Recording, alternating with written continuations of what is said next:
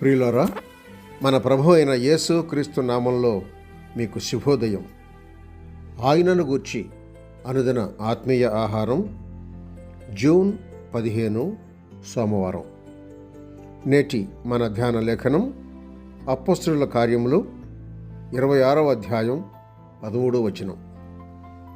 నా చుట్టూను నాతో కూడా వచ్చిన వారి చుట్టూను ఆకాశము నుండి సూర్య తేజస్సు కంటే మిక్కిలి ప్రకాశమానమైన యొక్క వెలుగు త్రోవలో ప్రకాశించుట చూచితిని.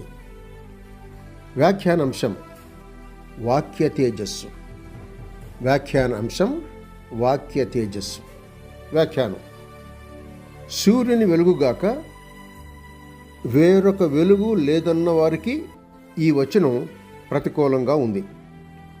క్రీస్తే మత విరోధి అయిన సౌలుకు అగుపడ్డాడు. సూర్యుని కంటే మిక్కిలి తేజస్సు కలవాడు ఆయనే. సూర్యుని వెలుగు క్రింద 100 ఏళ్ళు బ్రతికిన ఆత్మీయమైన మార్పు కలుగునా? కలగదు.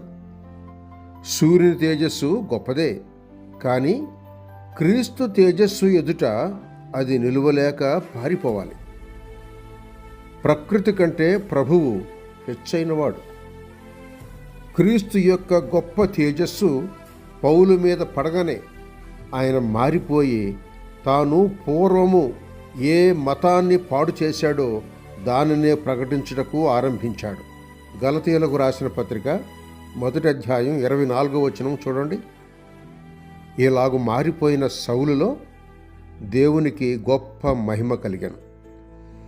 ప్రసంగాలు విని విని పౌలు దారికి రాలేదు.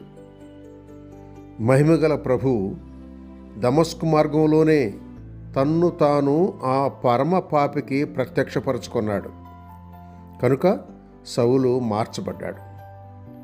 యూదా జనాంగం ఇక ముందు రాబో కాలాన మహిమలో రానయ్యున్న క్రీస్తును కన్నులార చూచి గుర్తించి పౌలు వలనే మార్పు చెంది రక్షింపబడతారు. విమోచకుడైన క్రీస్తు తన రెండవ రాకడ సంబంధమైన తేజస్సుతో కూడినవాడై వచ్చినప్పుడు ఇశ్రాయేలు జనులందరూ రోమీయులకు రాసిన పత్రిక 11వ అధ్యాయం 25, 26, 27 వచనాల్లో వ్రాయబడ్డట్లు తమ భక్తిహీనతను పోగొట్టుకొని రక్షింపబడతారు. ఇప్పుడైతే వాక్యంలోనే క్రీస్తు మహిమను చూచి ఆయనను గైకొనిన నరులు రక్షింపబడాలి. వాక్య తేజస్సులో క్రీస్తును చూచి రక్షింపబడ్డారా లేదా? సహోదరుడు సైలస్ ఫాక్స్. శుభములతో వందనాలు.